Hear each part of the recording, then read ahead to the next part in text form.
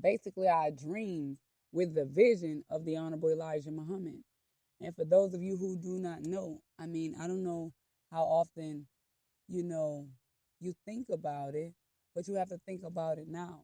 The time of the enemy is over. Everything that we've learned about, the judgment and this, that, and the third, this isn't something that's far off in the future. This is something that's right here, right now. We living in it. This is the time where the righteous will get their just due, and the wicked will get their just due. But Allah is putting a whooping on our asses. Excuse my French, but I mean to say it like that because Allah is putting a whooping on us because He knows for a fact that it's going to take black people to be absolutely forced to separate into our own territory. So He's whooping our behinds with the police officers killing us outright, with the vaccine. I mean, just everything that you know on how we're being attacked on every angle. These are the fiery serpents that are being let loose, brothers and sisters. So if you want to continue to be subject to this tyranny and oppression, then you allow yourself, then you stay where you are. But if you don't want to deal with this anymore, it's time to shift our mindset into a brand new paradigm of thinking. Shift our mindset to say, okay, this world of Satan and the wicked enemy is over. Now it's time to have minds of a nation builder, building a new nation for the righteous, building a new nation of those new men and new women that we make ourselves qualified to be the rulers of the earth. Not rulers of America, not rulers of the Caribbean, not rulers of Africa or Europe or Australia, but rulers of the entire earth. The Queen of England and all of that, the Illuminati, all of that wickedness has been exposed. So the only thing that is upholding their kingdom is that we uphold it by continuing to work on these people's jobs, continuing to uphold their society. But if we were to stop and withdraw ourselves, buy our own land, start getting our own, our own way to be able to take care of ourselves, we could be able to sustain lives for ourselves, and the enemy will be wiped from our planet. But as long as we want to continue to live with them, intermingle with them, want to be their friends, want to be up under them, we're going to continue to suffer and suffer and suffer and suffer. And it won't be anything that we can do about it except separate. Because the Honorable Elijah Muhammad has told us time and time again that separation is the best and only solution. So with putting on this new man and this new woman, you have to separate yourself from the old characteristics that you may have had, whether it be telling unnecessary lies or whether it be something where, you sleeping with married people or anything that it is. You have to take those characteristics off. And I thank Allah so much. I'm so humble. And I'm so grateful for the Honorable Minister Louis Farrakhan and everything that he has done in the way towards the resurrection of the mentally and spiritually dead black man and woman in America. I'm so humbled and I'm thankful for everything that he has taught us, because when he catches a lot of backlash, he catches a lot of, hell for being who he is, but he stands up on truth regardless to whom or what. And I thank him so much for finding something in the Dianetic therapy, in the Church of Scientology, the Dianetic therapy, the process called Dianetic auditing, where it relieves us from our demons, our engrams, these bad memories that hold a negative charge on us. That is the most powerful information that I could have received personally, because this is something where it allows me to go back in real time and remember what it is that made me act irrational.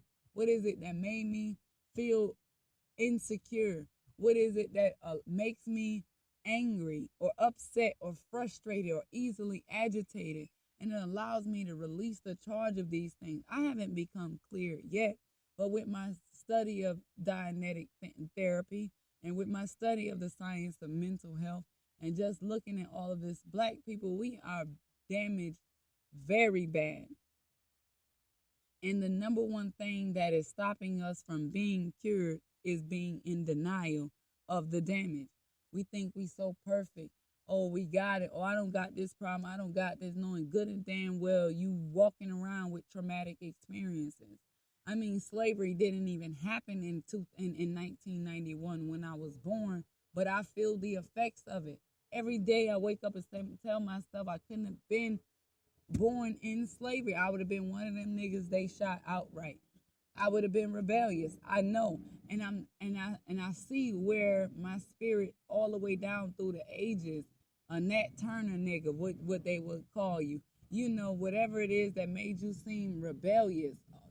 I know I would have been one of the ones that would not have tolerated it, because I can't tolerate living in America right now, and we so-called physically free, mentally free. There's a lot of work to do, because we have to free our mind. And the number one way that we free our mind is we find something that has a superior wisdom than what this world has given us. And when we find that supreme wisdom, we have to instill that in our children. We have to be our children's first teacher, because at the end of the day, we can't continue to allow the enemy to continue to school our children. We can't allow the enemy to continue to, put these needles of, and this is a metaphor, these needles of death in our children. We can't allow to continue to send our boys, we can't allow our children to listen to this music that we listen to. Excuse my French, but who is Lil Yachty and all of these other people? It's like, yo, all of these people, this is what is contributing to the homosexuality and all of this stuff, because we allow our children to partake in this madness. All these people talk about is bitches ain't shit. Excuse my French. I don't mean to be vulgar and I don't mean to be disrespectful, but I feel disrespected when I hear little children, 7, 8 years old, singing this crap, and then the parents ain't no better because you put it on for them to watch and listen to. I stopped my husband from allowing my children to watch that madness. He may feel some type of way about it because he's like, okay, you just listening to it for the beat, but the lyrics mean everything. These people do rituals on these beats. They do all kind of stuff to keep the people listening to this madness so we can continue to stay in a low down, degraded state, and that's why we'll never rise. Sisters, this here portion is for you. To any of my sisters who out there who going through, to any of my sisters who, may be feeling like all hope is gone, or who may be feeling like they don't want to live, or they don't want to continue, or anything that, anything that's stopping you. I just want you to know that I love you and I'm here for you. And I work every single day to see my people free. I come up with ideas and things, and it's going to take me some time because I don't have the financial resources to be able to accommodate the grand ideas that I have.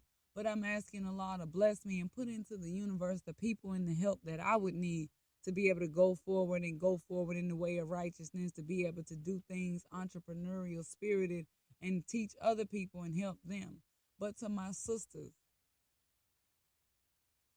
we all need comfort. We don't find comfort in no one. A man, it's easy for a man to find comfort in us. Very easy for a man to be comforted by a woman.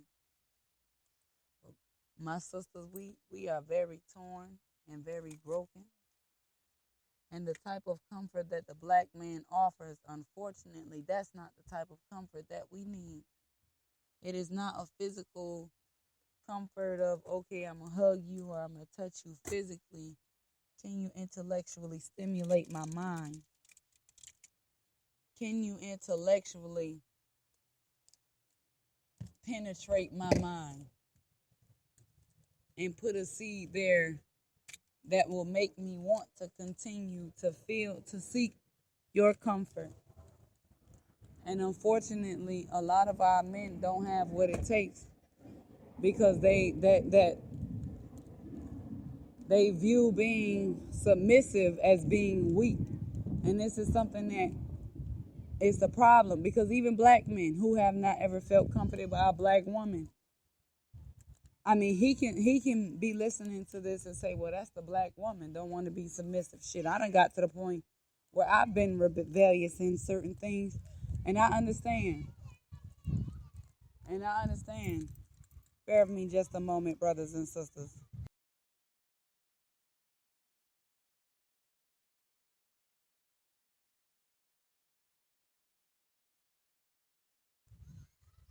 I'm sorry about that, brothers and sisters, but I've gotten to a point where, I've seen rebellious towards my husband.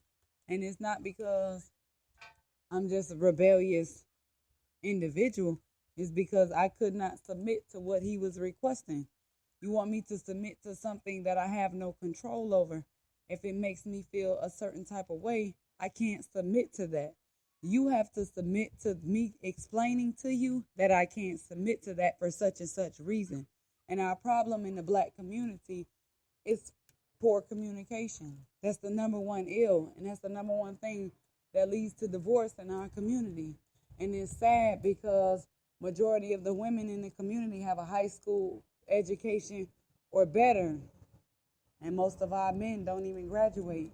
So when we talking to them, we would say it and no mean no harm, and we would just say something or offer them correction, or we would hear them say something, and we would say, baby, is this word instead of that, and it would lead into an all-out, seem like a war. And this is something that I bear witness in not only my own relationship, but other relationships and other people that have sought counsel in me. So we all have to take off anything that's holding us back. And if you're not willing, if you're not willing to take off this old woman or old man, anything that's causing you hindrance, and be able to look at yourself and say, you know what, I am flawed. I do have this problem, that problem. This is something that affects me, and be able to look at yourself and challenge yourself and say, you know what, I want to overcome that. I want to be better than that. And if you don't want to do that, then, you can just turn this broadcast off right now, because it ain't nothing I could do for you. But if it is something that you want to do, all it starts with is a prayer to your creator. It starts with being humble and submissive to the God of the universe and seeking refuge in him. No matter how far it seems that you've gone away, no matter how far it seems,